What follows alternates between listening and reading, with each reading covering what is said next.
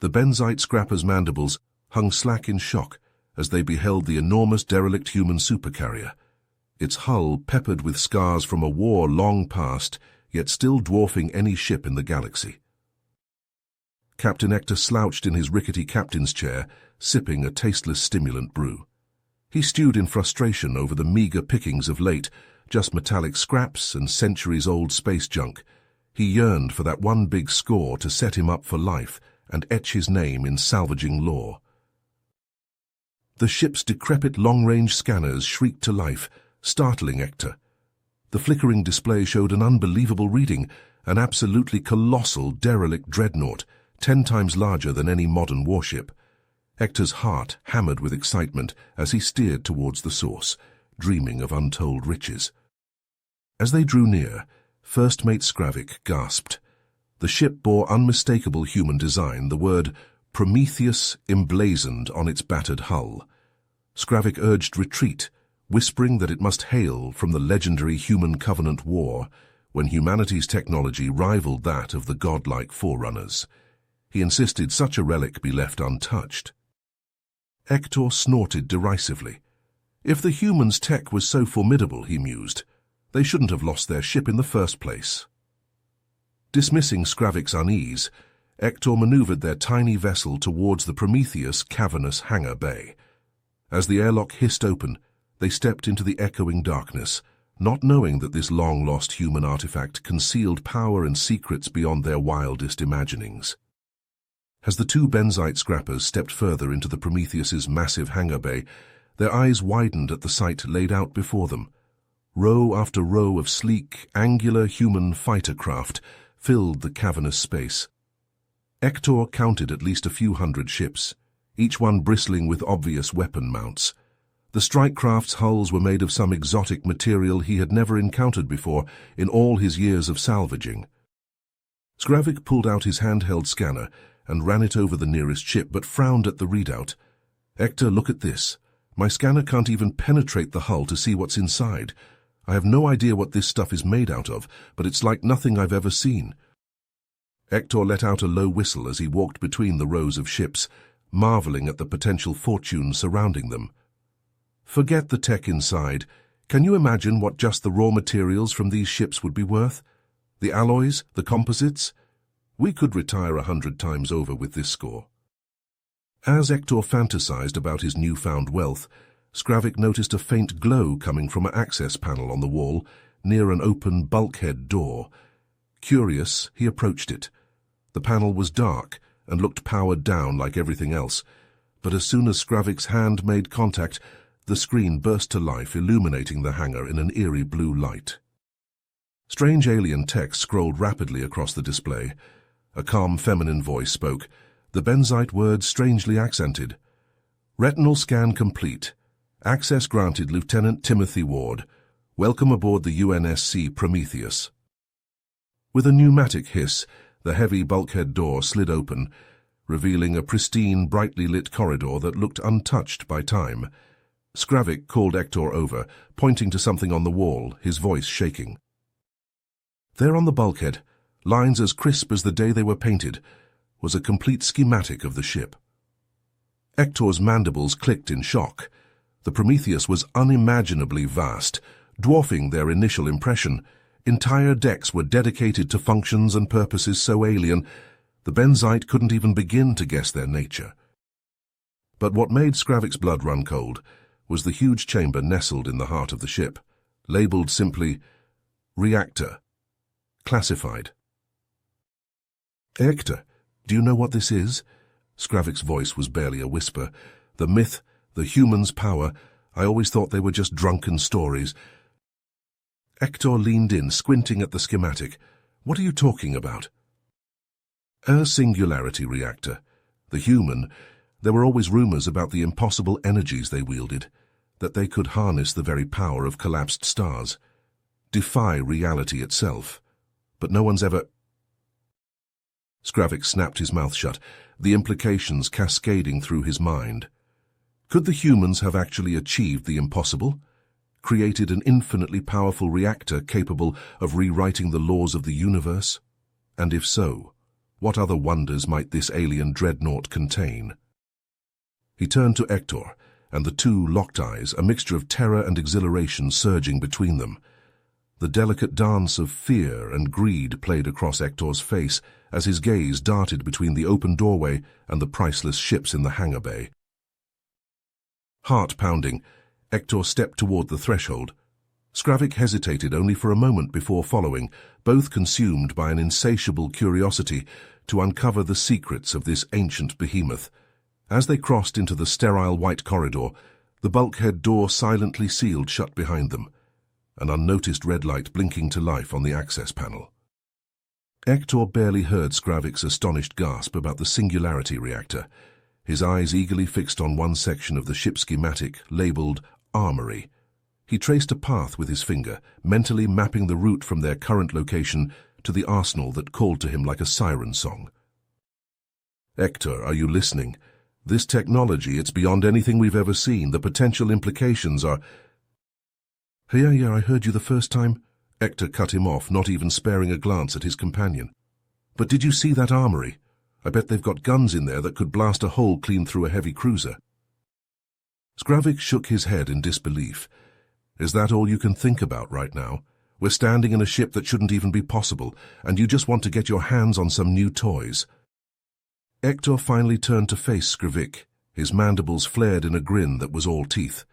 I've heard stories about human weapons, you know. Rifles that can punch through starship hulls like they're made of paper. Cannons that could crack a moon in half. He reached out and grabbed Skravik by the arm, dragging him bodily through the open bulkhead into the too clean, too bright corridor. And they're all just sitting there waiting for us. As they made their way deeper into the ship, the overhead lights snapped on automatically to illuminate their path, as if the Prometheus itself was welcoming them inside. But there was something else too, a low thrum that vibrated in their bones, almost too low to consciously hear. To Skravik it felt like the growling purr of some great predatory beast, stirring to slow wakefulness after a long slumber. After what felt like an eternity of walking through identical spotless hallways, they finally reached a massive blast door, easily twice Hector's height and several times as wide. This had to be the armory. Hector strode forward confidently, but Skravik hung back, hesitating. It felt wrong somehow.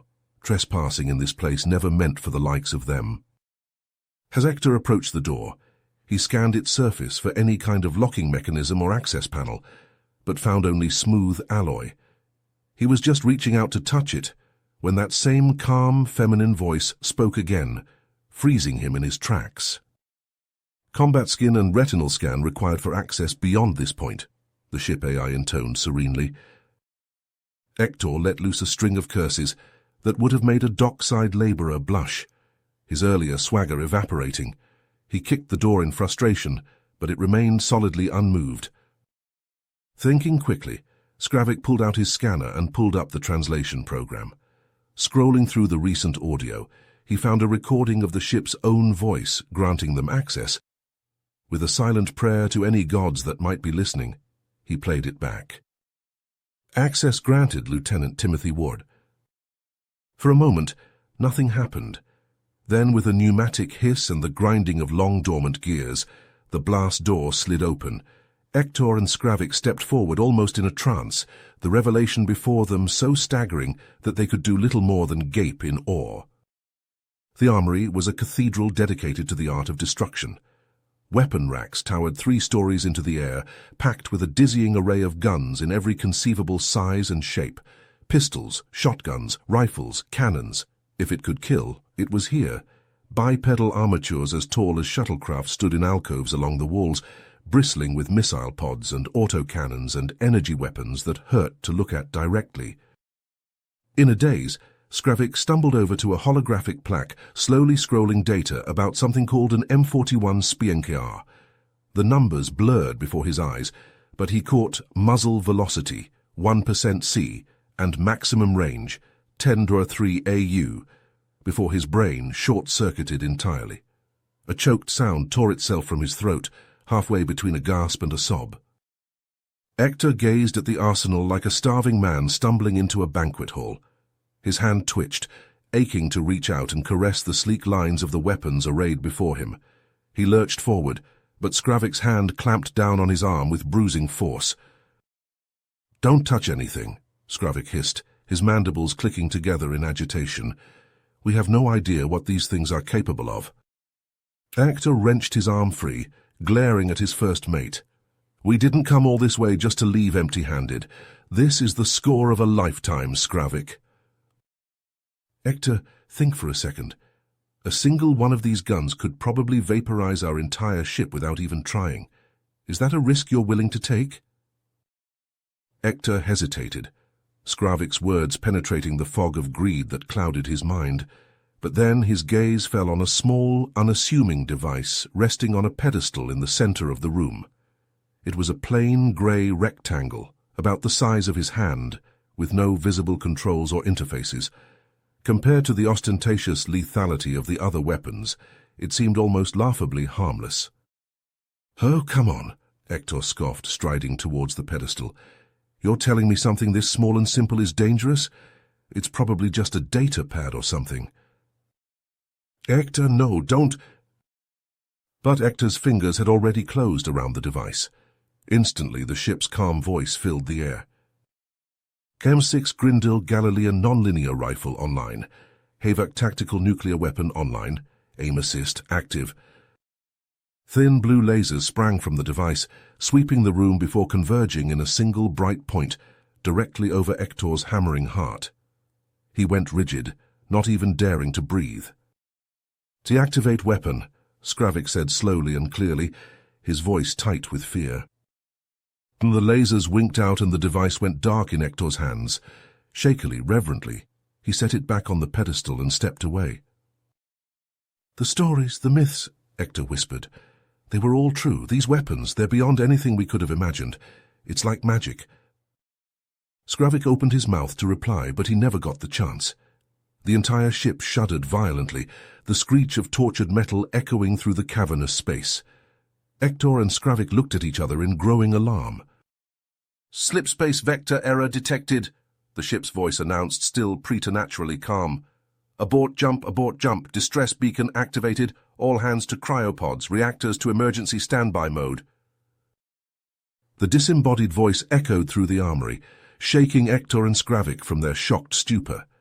Hector's hearts hammered against his ribcage as the import of the words sank in. The ship was waking up, coming to life, and they were still on it. Skravik bolted for the door, his boots pounding on the metal deck. "We have to get out of here now."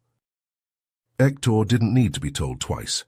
He sprinted after his first mate, the ship seeming to quake under his feet with each step. The sterile corridors stretched on forever, the emergency lighting pulsing an urgent red. Skravik skidded to a halt at an intersection, his head whipping back and forth as he tried to remember the way back to the hangar. "This way," Hector shouted, barreling past him to the left. They ran flat out, breath rasping in their throats, the walls vibrating with a deep thrum of power building somewhere in the heart of the ship. The hangar yawned open before them, the angular silhouettes of the human strike craft looming in the shadows. Hector vaulted up the ramp into their own ship, not even waiting for it to fully extend. He threw himself into the pilot's seat, hands flying over the controls.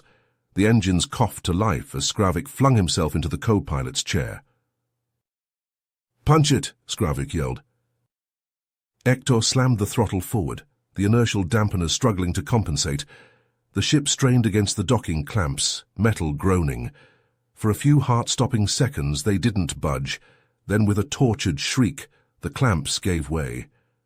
The little ship shot backwards out of the hangar, the bone-shaking vibrations of the Prometheus already fading behind them. Hector white-knuckled the controls, coaxing every ounce of speed from the engines. The view-screen filled with the titanic bulk of the human dreadnought as they sped away, the distance stretching to kilometers. Suddenly, a searing brightness erupted from the Prometheus' stern, a maelstrom of seething otherworldly energies. It hurt to look at even through the automatically dimming view-screen. The shockwave hit them like a hammer blow, alarms blaring as the ship tumbled end over end.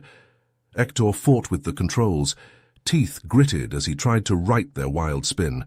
Stabbing a claw at the emergency dampeners, he finally managed to level out, the ship shuddering around them. Skravik stared out the view screen in mute horror. The Prometheus seemed to elongate impossibly, stretching like a rubber band pulled taut. For a moment it hung there, distorted and wrong. Then, quick as an eye blink, it snapped forward, vanishing into the roiling vortex which collapsed in on itself a heartbeat later. The sudden silence was deafening.